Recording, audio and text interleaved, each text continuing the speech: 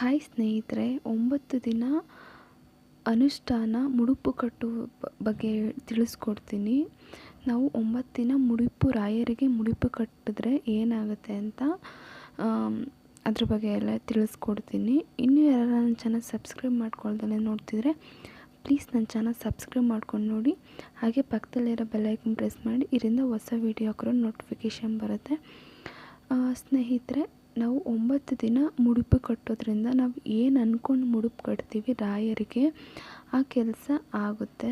ನಮ್ಮ ಹಣಕಾಸಿನ ಸಮಸ್ಯೆ ಇದ್ದರೆ, ಅಕಸ್ಮಾತ್ ಮಕ್ಕಳಾಗಿಲ್ಲ ಅಂತ ಸಮಸ್ಯೆ ಇದ್ದರೆ, ಇಲ್ಲ ಮಕ್ಕಳ ಬಗ್ಗೆ ಓದಿನ ಬಗ್ಗೆ ಸಮಸ್ಯೆ ಇದ್ದರೆ, ಬೇರೆ ಯಾವ ಥರ ಸಮಸ್ಯೆ ಇದೆ ಅದನ್ನು ನೀವು ರಾಯರ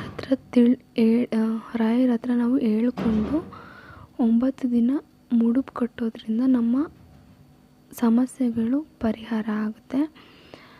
ಗುರು ರಾಯರ ಅನುಷ್ಠಾನ ಅಥವಾ ರಾಯರಿಗೆ ಹರಕೆ ಕಟ್ಟುವುದು ಹೇಗೆ ಅಂತ ನಾನು ತಿಳಿಸ್ಕೊಡ್ತೀನಿ, ಮತ್ತು ರಾಯರ ಬಗ್ಗೆ ತಿಳಿಸ್ಕೊಡ್ತೀನಿ. ನಾವು ರಾಯರಿಗೆ ಹೇಗೆ ಮುಡುಪು ಕಟ್ಟುವುದು ಅಂದರೆ 9 ದಿನ ಅನುಷ್ಠಾನ ಆಗಿರುತ್ತೆ ಫ್ರೆಂಡ್ಸ್. ಇದು ನಾವು ರಾಯರಲ್ಲಿ ಅನುಷ್ಠಾನ ಮಾಡ್ತಿರೋದ್ರಿಂದ ನಾವು ಗುರುವಾರ ಪ್ರಾರಂಭಿಸೋದು ಒಳ್ಳೆಯದು. ಗುರುವಾರದಿಂದ ಶುಕ್ರವಾರಕ್ಕೆ 9 ದಿನ ಆಗುತ್ತೆ. ಗುರುವಾರದಿಂದ ಶುಕ್ರವಾರಕ್ಕೆ 9 ದಿನ ಆಗುತ್ತೆ. ಡೈಲಿ ಅನುಷ್ಠಾನ ಮಾಡಬೇಕಾಗುತ್ತೆ. ಸ್ನೇಹಿತರೆ, ನಾವು ಈ 9 ಅನುಷ್ಠಾನ ಮಾಡಬೇಕಾದ್ರೆ ಅಥವಾ ನಾವು ಯಾವುದೇ ಪೂಜೆ ಮಾಡಬೇಕಾದ್ರೆ, ಯಾವುದೇ ವ್ರತ ಮಾಡಬೇಕಾದ್ರೆ ನಾನ್ ವೆಜ್ನ ತಿನ್ನಬಾರ್ದು. ನಾವು ಈ ಅನುಷ್ಠಾನ ಮಾಡಬೇಕಾದ್ರೆ ನೀವು 9 ದಿನ ನಾನ್ ವೆಜ್ನ ಬಿಟ್ಬಿಡಬೇಕು, ತಿನ್ನಬಾರ್ದು. ಅದೇ ಮಡಿಯಿಂದ ಮಾಡಬೇಕಾಗುತ್ತೆ, ಅಂಟು ಮುಂಟು ಆಗಬಾರ್ದು. ನಾವು ತುಂಬ ನಿಷ್ಠೆಯಿಂದ ಮಾಡಬೇಕಾಗುತ್ತೆ. ದೇವ್ರನ್ನ ನಂಬಿ ತುಂಬ ನಿಷ್ಠೆಯಿಂದ ಮಾಡಿದ್ರೆ ನಮಗೆ ಅದರ ಪ್ರತಿಫಲ ತುಂಬ ಚೆನ್ನಾಗಿ ಸಿಗುತ್ತೆ. ಸ್ನೇಹಿತರೆ, ಮೊದಲನೆಗೆ 9 ದಿನ ಅನುಷ್ಠಾನದಲ್ಲಿ ಮಾಡಬೇಕಾಗಿರೋದೇನಂತೆ ಅಂದರೆ, ಮೊದಲನೇದಾಗಿ ಶ್ರೀ ಗುರು ರಾಘವೇಂದ್ರ ರಾಯರ ಫೋಟೋ ನೀಟಾಗಿ ಕ್ಲೀನ್ ಮಾಡ್ಕೊಬೇಕಾಗುತ್ತೆ.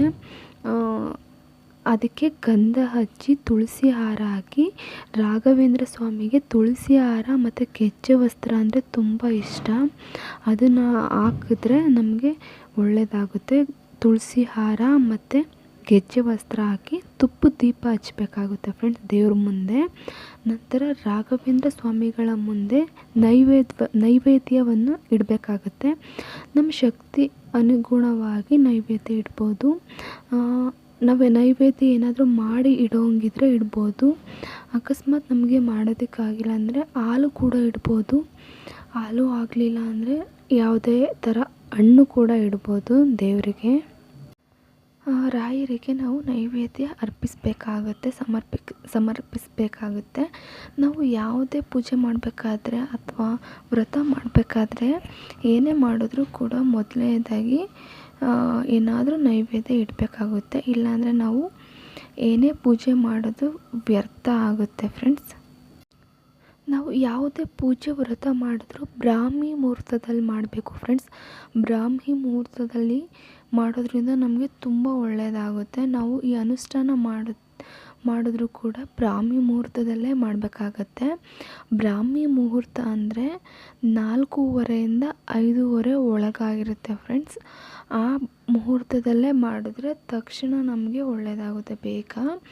ಅಕಸ್ಮಾತ್ ನಮಗೆ ಬ್ರಾಹ್ಮಿ ಮುಹೂರ್ತ ಡೈಲಿ ಬ್ರಾಹ್ಮಿ ಮುಹೂರ್ತ 9 ದಿನ ವ್ರತ ಆಗಿರೋದ್ರಿಂದ 9 ದಿನವೂ ಕೂಡ ಬ್ರಾಹ್ಮಿ ಮುಹೂರ್ತದಲ್ಲಿ ಎದ್ದು ನಮಗೆ ಪೂಜೆ ಮಾಡೋದಕ್ಕೆ ಕಷ್ಟ ಆಗುತ್ತೆ ಅಂದರೆ, ನಾವು ಮೊದಲನೇ ದಿನ ಬ್ರಾಹ್ಮಿ ಮುಹೂರ್ತದಲ್ಲಿ ಪೂಜೆ ಮಾಡಬೇಕಾಗುತ್ತೆ.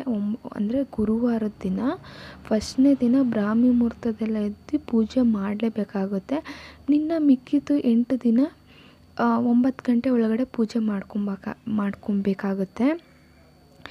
ಈಗ ಮುಡುಪು ಕಟ್ಟೋದು ಹೇಗೆ ಅಂದರೆ, ಮೊದಲನೇದಾಗಿ ನಾವು ವಿಘ್ನೇಶ್ವರನ ಪೂಜೆ ಮಾಡಬೇಕಾಗುತ್ತೆ. ನಾವು ಈ ವ್ರತನ ಮಾಡ್ತಾಯಿದ್ದೀವಿ, ಈ ವ್ರತಕ್ಕೆ ಯಾವುದೇ ಥರ ವಿಘ್ನ ಬರದೇ ಇರಲಿ ಅಂತ ವಿಘ್ನೇಶ್ವರನ ಪೂಜೆ ಮಾಡಬೇಕಾಗುತ್ತೆ. ನಂತರ ನಮ್ಮ ಮನೆ ದೇವರಲ್ಲಿ ಪ್ರಾರ್ಥನೆ ಮಾಡ್ಕೋಬೇಕಾಗುತ್ತೆ. ಮನೆ ದೇವ್ರಿಗೂ ಕೂಡ ಪೂಜೆ ಮಾಡಬೇಕು. ಅದಾದಮೇಲೆ ರಾಯರ ಫೋಟೋ ಮುಂದೆ ನಿಂತ್ಕೊಂಡು ಸಂಕಲ್ಪ ಮಾಡ್ಕೋಬೇಕಾಗುತ್ತೆ. ನಾವು ಏನಕ್ಕೋಸ್ಕರ ಈ ಮುಡುಪು ಕಟ್ಕೊತಿದ್ದೀವಿ ಅಂತ, ನಮ್ಮ ಪ್ರಾಬ್ಲಮ್ ಏನಿದೆ ಅದನ್ನು ದೇವ್ರ ಮುಂದೆ, ರಾಯರ ಮುಂದೆ ನಾವು ಹೇಳ್ಕೊಂಡು ನಾವು ಸಂಕಲ್ಪ ಮಾಡ್ಕೋಬೇಕಾಗುತ್ತೆ. ಒಂದು ಬಿಳಿ ಕಾಟನ್ ಬಟ್ಟೆ ತೊಗೊಳ್ಳಿ ಫ್ರೆಂಡ್ಸ್. ಬಿಳಿ ಕಾಟನ್ ಬಟ್ಟೆನ ಒದ್ದೆ ಮಾಡಿ ಅದಕ್ಕೆ ಅರಿಶಿಣನ ಹಚ್ಕೊಬೇಕಾಗುತ್ತೆ. ಅದಕ್ಕೆ 1, 3, 5, 11 ನಾಣ್ಯಗಳನ್ನು ಕಟ್ಟಿ ಹರಕೆ ಕಟ್ಕೋಬೇಕಾಗುತ್ತೆ. ನಮ್ಮ ಕೈಲಿ ಎಷ್ಟು ಸಾಧ್ಯ ಆಗುತ್ತೆ, 1 ನಾಣ್ಯ, ಇಲ್ಲಾಂದರೆ 3, ಇಲ್ಲಾಂದರೆ 5, ಇಲ್ಲಾಂದರೆ 11 ಆ ಥರ ನಾಣ್ಯಗಳನ್ನ ಕಟ್ಟಿ ಸಂಕಲ್ಪ ಮಾಡ್ಕೊಬೇಕಾಗುತ್ತೆ.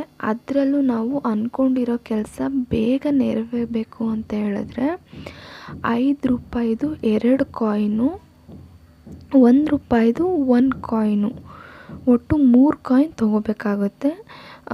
ಕಾಯಿನ್ಗಳು ಕೂಡ ಬೆಸ ಸಂಖ್ಯೆ ಇರಬೇಕಾಗುತ್ತೆ ಅಂದರೆ 3 ಕಾಯಿನ್ ಆಗುತ್ತೆ. ನಾವು ಟೋಟಲ್ ಮಾಡಿದ್ರೂ ಕೂಡ ಅದು ಬೆಸ ಸಂಖ್ಯೆನೇ ಬರಬೇಕಾಗುತ್ತೆ, 11 ಬರುತ್ತೆ. ಹೀಗಿದ್ದರೆ ನಾವು ಅಂದ್ಕೊಂಡಿರೋ ಕೆಲಸ ಬೇಗ ಆಗುತ್ತೆ ಸ್ನೇಹಿತರೆ. ನಂತರ ನಾವು ತೊಗೊಂಡಿರೋ ಹಳದಿ ಬಟ್ಟೆಗೆ 3 ಕಾಯಿನ್ ಅಂದರೆ 5 2 ಕಾಯಿನು, 1 ರೂಪಾಯಿದು 1 ಕಾಯಿನು ಅದ್ರ ಮೇಲೆ ಇಡಬೇಕಾಗತ್ತೆ. ಅದು ರಾಯರ ಫೋಟೋ ಮುಂದೆ ಅಥವಾ ರಾಯರ ವಿಗ್ರಹ ಮುಂದೆ ನಾವು ಇಟ್ಕೋಬೇಕಾಗುತ್ತೆ. ರಾಯರ ಹತ್ತಿರ ಪ್ರಾರ್ಥನೆ ಮಾಡ್ಕೋಬೇಕು. ರಾಯರ ಅಷ್ಟೋತ್ತರ 108 ಬಾರಿ ಪಠಿಸಬೇಕಾಗುತ್ತೆ ಫ್ರೆಂಡ್ಸ್. ಅಕಸ್ಮಾತ್ ನಿಮಗೆ ರಾಯರ ಅಷ್ಟೋತ್ತರ ಸಿಗಲಿಲ್ಲ ಅಂದರೆ ಗೂಗಲಲ್ಲೆಲ್ಲ ಸಿಗುತ್ತೆ ಫ್ರೆಂಡ್ಸ್. ರಾಘವೇಂದ್ರ ಸ್ವಾಮಿಗಳ ಅಷ್ಟೋತ್ತರ ಅಂತ ಟೈಪ್ ಮಾಡಿದ್ರೆ ಅದು ಬರುತ್ತೆ. ಅದನ್ನು ಕೂಡ ನೀವು ಅದನ್ನೇ ಹೇಳ್ಕೊಬೋದು. ನೀವು 108 ಸಲ ಪಠನೆ ಮಾಡಬೇಕಾಗುತ್ತೆ. ಕೈಯಲ್ಲಿ ಕೆಂಪು ಅಕ್ಷತೆ ಇಟ್ಕೊಬೇಕಾಗುತ್ತೆ ಮತ್ತು ಒಂದು ತುಳಸಿ ದಳ ಅದ್ರ ಮೇಲೆ ಇಟ್ಕೊಂಡು ನಾವು ಏನು ಅಂದ್ಕೊಂಡಿದ್ದೀವೋ ಅದು ಆಗಲಿ ಅಂತ ರಾಯರ ಹತ್ತಿರ ಕೇಳ್ಕೋಬೇಕು. ಅದನ್ನು ಮುಡುಪು ಕಟ್ಟಿ ಇಡಬೇಕಾಗುತ್ತೆ ಫ್ರೆಂಡ್ಸ್. ಸಂಜೆ ಕೂಡ ಪೂಜೆ ಮಾಡ್ಕೊಬೇಕಾಗುತ್ತೆ ದೇವರಿಗೆ. ತುಪ್ಪದ ದೀಪ ಹಚ್ಚಿ ನಾವು ಅಂದ್ಕೊಂಡಿರೋ ಕೆಲಸ ಬೇಗ ಒಳ್ಳೆಯದಾಗಲಿ, ಇಷ್ಟಾರ್ಥಗಳ ಸಿದ್ಧಿ ಆಗಲಿ ಅಂತ ಹೇಳ್ಬಿಟ್ಟು ಬೇಡ್ಕೊಳ್ಳೋದ್ರಿಂದ ನಮ್ಮ ಸಕಲ ಸಂಪತ್ತು ಒಳ್ಳೆಯದಾಗುತ್ತೆ ಫ್ರೆಂಡ್ಸ್. ನಮ್ಮ ಪ್ರಾಬ್ಲಮ್ಗಳೇನಿದೆ ಅದೆಲ್ಲ ಸಾಲ್ವ್ ಆಗಿ ನಮ್ಮ ಹಣಕಾಸಿನ ಸಮಸ್ಯೆಗಳು ಕೂಡ ಪರಿಹಾರ ಆಗುತ್ತೆ. ಇದೇ ಥರ ಡೈಲಿ ಕೂಡ ಪೂಜೆ ಮಾಡ್ಕೋಬೇಕಾಗುತ್ತೆ. 9ನೇ ದಿನ ಶುಕ್ರವಾರ ಪೂಜೆ ಎಲ್ಲ ಮುಗಿಸಾದ್ಮೇಲೆ ಅದರಲ್ಲಿರೋ ಎಲ್ಲ 9 ಮುಡಿಪು ಕಟ್ಟಿರ್ತೀವಲ್ಲ ಅದನ್ನೆಲ್ಲ ಬಿಚ್ಚಿ ಅದರಲ್ಲಿರೋ ಏನಿರುತ್ತೆ ನಾವು ದುಡ್ಡು ಇಟ್ಟಿರ್ತೀವಲ್ಲ ಆ ದುಡ್ಡನ್ನು ರಾಘವೇಂದ್ರ ಸ್ವಾಮಿ ದೇವಸ್ಥಾನ ಹತ್ರ ಹೋಗಿ, ತುಂಬ ಬಡವ್ರು ಇರ್ತಾರಲ್ವ, ಒಂದೊತ್ತು ಊಟಕ್ಕೂ ಕೂಡ ತುಂಬ ತೊಂದರೆ ಪಡ್ತಿರ್ತಾರಲ್ಲ ಅವರಿಗೆ ಆ ದುಡ್ಡನ್ನ ಕೊಡಬೇಕಾಗುತ್ತೆ ಫ್ರೆಂಡ್ಸ್. ಅದರಿಂದ ನಾವೇನು ಯೂಸ್ ಮಾಡ್ಕೊಬಾರ್ದು ಅಂದರೆ ಆ ದುಡ್ಡನ್ನ ನಾವು ಯೂಸ್ ಮಾಡ್ಕೊಬಾರ್ದು.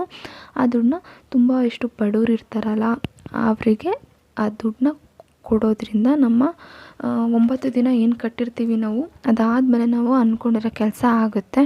ನಂಬಿಕೆಯಿಂದ ನಾವು ಈ ವ್ರತನ ಮಾಡೋದ್ರಿಂದ ತುಂಬ ಒಳ್ಳೆಯದಾಗುತ್ತೆ. ನಂಬಿಕೆ ಮುಖ್ಯ. ಇದಾಗಿತ್ತು ಸ್ನೇಹಿತರೆ ಈ ವಿಡಿಯೋ ಮತ್ತು ನಾನು ತಿಳಿಸ್ಕೊಟ್ಟಿರೋ ಮಾಹಿತಿ ನಿಮಗೆ ಇಷ್ಟ ಆಗಿದರೆ ಪ್ಲೀಸ್ ನನ್ನ ಚಾನಲ್ ಸಬ್ಸ್ಕ್ರೈಬ್ ಮಾಡ್ಕೊಂಡು ನೋಡಿ. ಹಾಗೆ ಪಕ್ಕದಲ್ಲಿರೋ ಬೆಲ್ಲೈಕನ್ ಪ್ರೆಸ್ ಮಾಡಿ. Thank you for watching. ಮತ್ತೆ ಸಿಗ್ತೀನಿ ಒಳ್ಳೆ ಇನ್ಫಾರ್ಮೇಷನ್ ಮತ್ತು ಒಳ್ಳೆಯ ವಿಡಿಯೋ ಒಂದಿಗೆ.